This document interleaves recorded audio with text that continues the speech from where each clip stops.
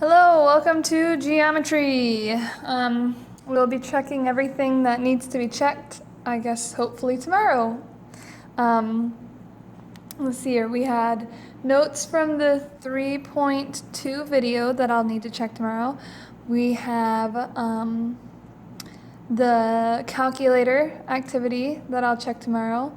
We will grade page, what was it? 146 tomorrow, and then we'll also do the page 177 tomorrow, okay? So page 177 is still due tomorrow. The video that you watched over the weekend should have given all the information that you needed for that to be able to complete it. So you should be able to do that. So lots of things to do tomorrow. Do I need to write all that down? Tomorrow I will be checking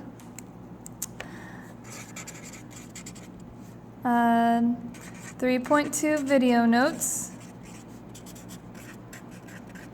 the calculator activity. Remember, this is what you did in class, calculator, whatever you didn't finish, we'll check. Page 146, I believe. We just didn't get to it Friday from the field trip, and then tonight's homework that you'll actually be doing is page 177. So this is actually tonight's homework, okay? So those are all the things that I'm going to be coming around and checking tomorrow. And we'll try to get as much as we can done. But for today, we're going to be going through 3.4, proving lines are parallel, okay? So again, the pauser. We will make the pauser, let's see here. How about the person who's in seat 2F, 2F. 2F, okay? So if you are in seat 2F, you will be my pauser today. Seat 2F, you will be my pauser today. Now, I just want to clarify something. If you're my pauser, that means you also have to come play it, okay? If I give you about 2 minutes, then come play it again in 2 minutes. If I give you, just say, quickly do this, then go do, or pause it, go do it, then come play right away. And the rest of the class, you need to continue listening and continue taking notes and continue writing when the video plays. Even if you're not finished with whatever you were doing, that is totally all right. Just continue on with whatever needs to be done next, okay? So whoever is in seat 2F, you'll be doing that. All right, let's do a little bit of review before we get into this, okay? 3 questions for you. State the converse of each statement, okay? So a little bit of review. The converse, okay? So converse, what was the converse? What was the converse? I want, before we even do this, for the converse, let's see here, we've got our 1, our 2, our 3, and our 4, right? Okay, I want 1 and 2 to be together for this one, 3 and 4 to be together, and then I want 1 and 4. 1, you'll explain to 2, what is the converse? 4, you'll explain to 3, what is the converse? This will just take 15 seconds at the most, okay? So whoever is in seat 2F, come pause the video, and 1 and 4, you will be explaining what the converse is to your partner. Go.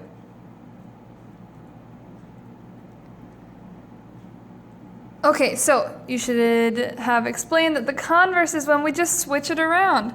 We just take those 2 statements and we just switch them around, okay? So here's what I want you to do. I want numbers, we'll switch it this time. 1 and 4, you'll be together. 2 and 3, you'll be together. So 1, I want you to tell 4 what is the converse of this first statement. 2, I want you to tell 3 what is the converse of this first statement. Then you're going to switch. 4, you tell 1 what is the converse of the second statement. 3, you tell 2 what is the converse of the second statement. So 1 and 2, these are your partners coming down. You'll do the converse of the first statement. 3 and 4, you'll do the converse of the second statement. Okay, so 2F, come up and pause it and do that really quickly.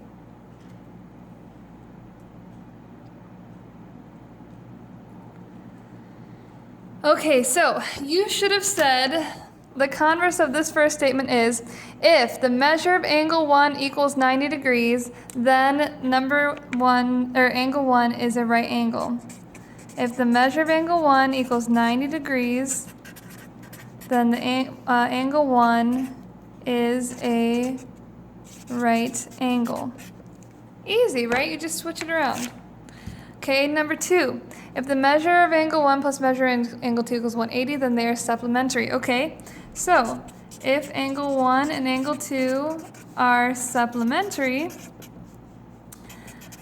then the measure of angle 1 plus the measure of angle 2 equals 180. So that means the first part has to be true, and if this first part is true, then the second part has to be true, right?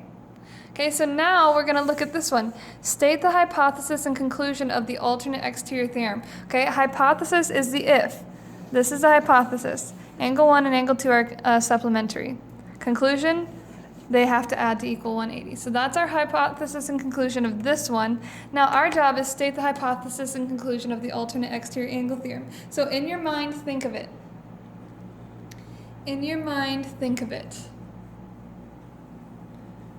What is the hypothesis and conclusion of the alternate exterior angle theorem? If you need to look back in your notes, you can. Okay, now what I want you to do is I want you to discuss this in your group. Okay, what is the hypothesis and what is the conclusion of the alternate exterior angle theorem? Once you come to a consensus, I want you all to stand up. So hold on, don't start talking yet. Once you come to a consensus, I want you all to stand up, and so once you all agree on what the hypothesis and conclusion is, I want you to stand up, okay? So in a second, hold on, but in a second, 2F, you will come and pause the video. Once everyone's standing, you'll play again, okay? And if a group is having a hard time and it's taking too long, then you'll still play it. But I do want everyone to stand up once you reach a consensus, once you agree on it, okay? So everyone has to stand, okay? So 2F, come on up and pause the video. Groups, you discuss, and once you reach the conclusion, or once you reach your agreements, stand up.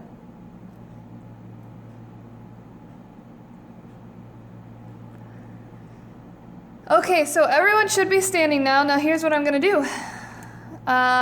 Group, let's see here. If your person number, probability, random, integer, from 1, where's the comma? 1 to 4. If you're person number 1, stay standing, everyone sit down. Ha ha ha. Okay, if you're person number 1, stay standing, everyone else sit down. Now we're going to choose which group, A, B, C, D, E, or F. You're going to, person number 1 from the group that I choose, you are going to explain which one is what is the hypothesis and what is the conclusion of the alternate, what was it, exterior angle theorem? Alternate exterior angle theorem, yes. Okay, so there's 6 groups, 6 pods. So the probability of 1 to 6. Group number 2, so B, 1B. If you are 1B, I want you to, in a second, explain what the hypothesis and conclusion is, okay, of the alternate exterior angle theorem. So 2F, you're going to pause it. Once they're done, you're going to play it. So 2F, just stay standing right next to the screen, and you'll play it when they're done explaining. So go ahead and pause it now.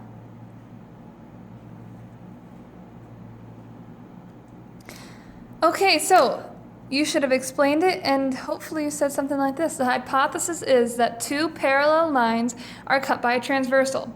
That's what the alternate exterior angle theorem says, that if two lines are parallel and they're cut by a transversal, so that's our hypothesis. That has to be true. If this is true, then we can conclude that the alternate exterior angles are congruent. So my question to you is, if I give you, let's see here. If I give you this, 2 lines being cut by a transversal, are they parallel? Well, clearly they are not. So are we allowed to say that here's 1 and 2? Is it true that those are alternate exterior angles? Well, yeah, it is. they don't have to be parallel lines to be an alternate exterior angle, to be alternate interior angles, to be corresponding angles, to be consecutive interior. It doesn't have to be parallel to be that type of angle, but if they're not parallel, can these two angles be the same? No. In order for this to be true right here, in order for them to be congruent, the lines have to be parallel. Does that make sense?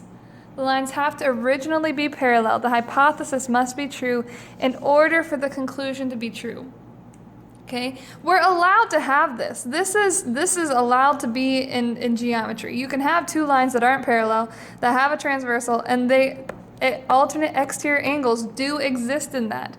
But they're just not congruent alternate exterior angles, okay? So here's what I want you to do. I want you to go ahead and open up to page 150, and you're going to copy all the postulates and theorems. There are 1, 2, 3, 4. You're going to copy those 4. So person, if you're sitting in seat 2F, yeah, 2F, you're going to come up and this might take about 5 minutes to copy all these down. If everyone's finished sooner than that, go ahead and play. If most of the class isn't done yet, then you can wait a little longer, but play it once most of the people are done. Okay, so open to page 150, and I want you to copy all the postulates and theorems in your book or into your notes now.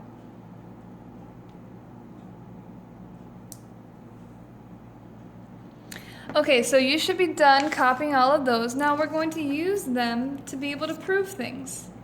Okay, so first one we're going to prove. First of all, let's just talk about them. I'm sorry. Let's talk about them. How were they different from what we learned in the past? What word is tacked onto all of them? What word is tacked onto all of those theorems? Converse, right? Okay, so all we did was we just switched everything around. It was like this, then we turned it around. Okay, so if two lines are cut by a transversal so that alternate exterior or interior angles are congruent, then the lines are parallel. So our hypothesis is that we have two lines cut by a transversal and their alternate interior angles are the same. That means, if that is true, that means those two lines that were cut by the transversal, they have to be parallel. Okay, so hypothesis, conclusion. If the alternate interior angles are the same, the lines originally have to be parallel, okay? Same with exterior. If the pair of exterior angles are the same, the lines have to be parallel. Same with corresponding. And then consecutive interior, we've got add up to, or supplementary. If they're supplementary, then the lines have to be parallel, okay? So let's prove some stuff. M is perpendicular to P, bam. M is perpendicular to Q, so let's just start writing things so that we can see that. Okay, M is perpendicular to P and Q. Okay, so why am I allowed to say M is perpendicular to P? Okay, well that's easy, right? Actually, go ahead. I want you, what do I want you to do? Can you see this?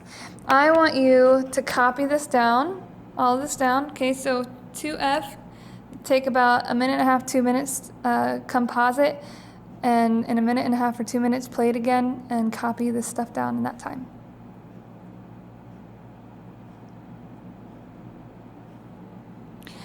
Okay, so you should have copied it down. Given, first one, okay? So we have to have a plan. We're trying to prove that these two lines are parallel. Well, we have a bunch of theorems that we can use that for, right? So I've given you specific angles. If I can prove what about 1 and 2, what do I need to prove about 1 and 2 in order to prove that the lines are parallel? Well, if I can prove that they're congruent, because what type of angles are they?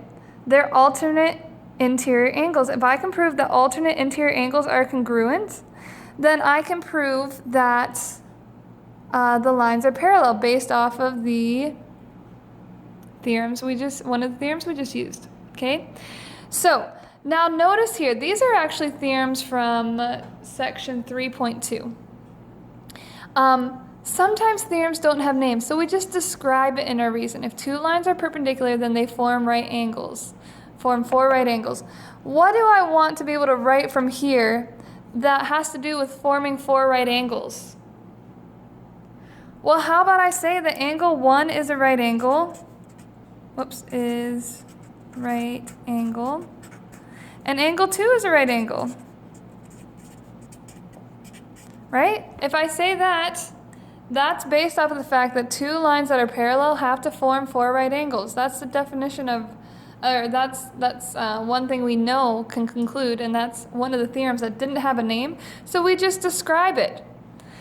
Okay, so then we say all right angles are congruent. So what do you think we're going to do with that? Well, I know that 1 is right.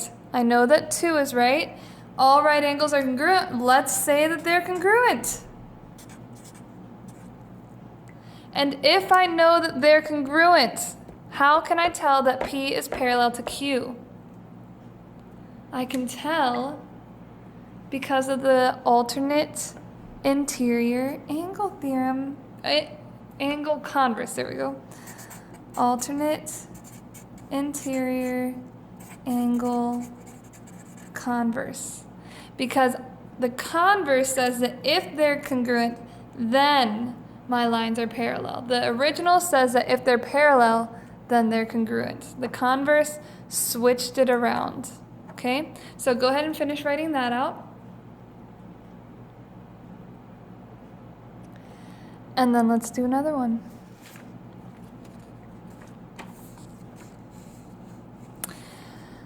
Okay, prove the alternate interior angles converse. Okay. Well, this is a blank piece of paper. I want you to be able to do, you can do this. This one's not too challenging. So we think through, what do we know? Well, we know alternate interior angles converse says that if 2 lines are cut by a transversal, okay, so let's cut 2 lines by a transversal. Okay, 2 lines are cut by a transversal, so that let's see, so that alternate interior angles are congruent. Okay, so let's just list a pair of alternate interior angles, 1 and 2. So I'm given that angle 1 is congruent to angle 2, right? That's what they told me in the hypothesis, that alternate interior angles are congruent. I named my alternate interior angles and I said that they're congruent. Now I have to prove that they're parallel. I'm not allowed to use this theorem, this converse, because I'm trying to prove it. So I'm trying to prove, let's call them something, Q and P. I'm trying to prove that P is parallel to Q. Okay, so let's just think of a plan of attack. A plan of attack, okay? I know, let's see, I'm given something. I have to be able to show, I have to be able to eventually get to the point where I can prove that corresponding angles are congruent. Corresponding angles converse is a postulate. We don't have to prove postulates. So I have to be able to use, this is very important, I have to be able to use the corresponding angles converse. Okay? So what does that mean we should probably put up here in our little diagram? We should probably put something about a corresponding angle. So what's the corresponding angle to number 2? Up here. So let's just make that 3. Okay, can you work step by step to get to the point where you can show that 2 and 3 are are congruent, therefore making the lines parallel? We have a given. Can I show that 2 and 3 are congruent? And remember, I can't use any of the theorems that I just wrote out earlier. Can I show that they're congruent and thus being able to use the corresponding angles converse to show that these 2 lines are parallel? I want you to try this with your partner, okay? So we have, let's see here, we've been doing with this. We will do numbers, why not start with 2 and 3? Okay, 2 and 3, you get the easy job. Draw the chart. Statements, reasons. No. 2 and 3, I want you to write out the first statement and reason. The first statement and reason. And then it's going to switch over to 1 and 4. The second statement and reason. Second statement and reason. Then back to 2 and 3. Third statement and reason. Third statement and reason. 1 and 4, fourth statement and reason. There are actually only 4 statements and reasons in here. Okay, so starting with 2 and 3, go back and forth between the statements and reasons. You're not working in your group, you're working with your partners, okay? So I want you to try to figure this out. Maybe take about 4 or 5 minutes, maybe even not that long, but take a couple minutes to try to figure this out together. You're going to go back and forth in your groups. 2F, come on up and pause it for just a couple of minutes.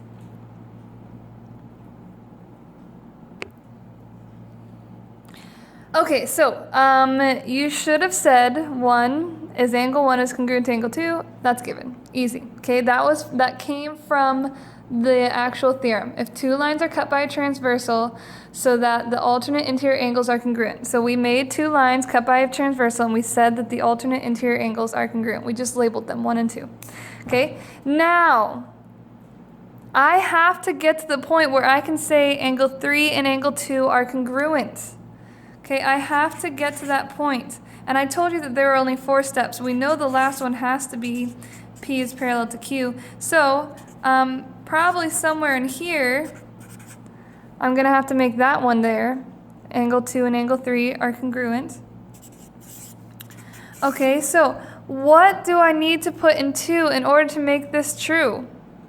Well, I'm going to probably have to do something with 3, right? That makes sense, because 3 is all of a sudden, bam, right there. So what do I know about 3 in relationship to probably 1? Oh. How do I know that 1 and 3 are congruent? Oh. They're vertical angles? You mean if an angle is a vertical angle, then they are congruent based off of the vertical angles theorem? Say what? Now, so why would knowing this information let me say that 2 and 3 are congruent? Oh, you mean they're both congruent to angle 1? So that would be the transitive property of congruence? Oh.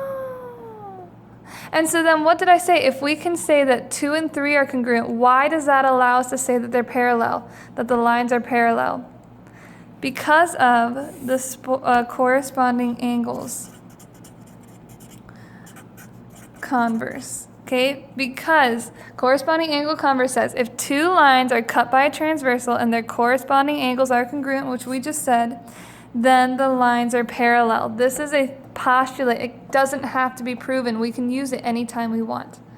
And there we go. There's another one. Okay, good job. Go ahead and make sure you have that all copied down. If you need to pause it, pause it. If not, we're going to continue on. Okay, so let's see. I've already done that, done that, done that. On a side note, whatever you don't get through, it's fine. We'll finish in class tomorrow. Okay, go ahead, 2F, come up and pause the video just for a minute to get all this written down.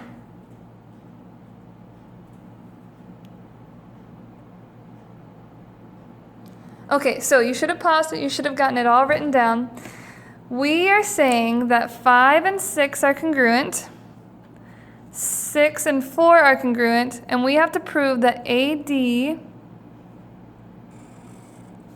is parallel to BC. Okay, so what theorems do we know here? What theorems do we know here? Well, we know that it has to be cut by a transversal, and a transversal is 1 line, so just pretend that these go on. Okay, just use your imagination. No one probably knows where that even comes from. This line right here, okay, that would be like our transversal. So we're just pretending that it's getting cut, okay, by a line, okay? But do you see how this segment right here can be like a transversal if you pretend that it extends? Yeah, well, do I see 2 angles on that transversal? Oh, I see angle 4 and angle 5. And based off of how the lines are working together, what type of angles are they? They're alternate interior angles, right? Okay, drawing a picture on the side without it being a quadrilateral. If 4 were here and 5 were here, do you see how they're alternate interior angles? They're on the inside of those lines and opposite sides of that transversal. 4 and 5 are alternate interior angles. So what do you think I'm going to have to prove in order to prove that these angles are these segments are parallel? Okay, you figure that out, and we're going to switch the groups up again. Okay, we're going to go back and forth, back and forth. This time I want 3 and 4 to start. 3 and 4 to start. I'll tell you again how many steps there are. There are 1, 2, 3 steps. That's it. Okay, this should take like a minute and a half. This is a very short proof. 3 steps, a minute and a half. 2F, come up and pause it. I'll move this down so you can see in case you missed it. And go ahead and try to complete this proof.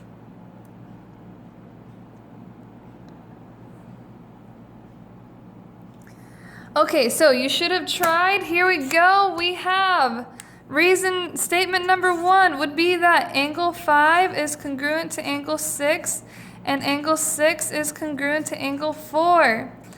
Given. Number 2. Well, hopefully you look at this and you say, ba-bam! They're both congruent to angle 6, so that means angle 5 has to be congruent to angle 4. Transitive property of congruence. So then, we just said, if you can prove that the alternate interior angles are congruent, then you can prove that those segments are parallel because of the alternate interior angles converse. And there you go. How easy is that? Okay, so make sure you have all that written down. Make sure you have all of that written down. Okay, so let's do some algebra now. Some algebra. Let's see here. Find the value of x that makes m parallel to n. Okay, well, what type of angles? I'm sorry that they're a little hard to read. What type of angles are these? Here and here. So we have this angle and this angle. What type of angles are these? Well, they're alternate interior angles. Okay, now we have to find the value of x that makes them parallel. What do we know about these two angles that has to be true in order for the lines to be parallel? They have to be congruent, or their measurements, so their pictures is congruent, or their measurement is equal, right? So how are we going to solve for x? Set them equal to each other. 2x, and this is kind of review. You did this in the previous sections. 2x plus 1 equals 3x plus 5. Okay? Add 5 to both sides. 2x plus 6 equals 3x. Subtract 2x on both sides. I'm going to put it up front. X equals 6. Done. Don't you miss algebra? You guys are doing a fantastic job. Just remember that. Keep working hard.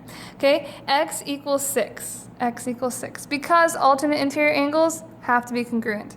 Now what would happen if I did, and I'm just making this up on the fly, but what would happen if I did like this? 3x and 4x minus 2. What happens if I would do it like that? So I have, let's use a different color. I would have this guy and that guy. What kind of angles are those?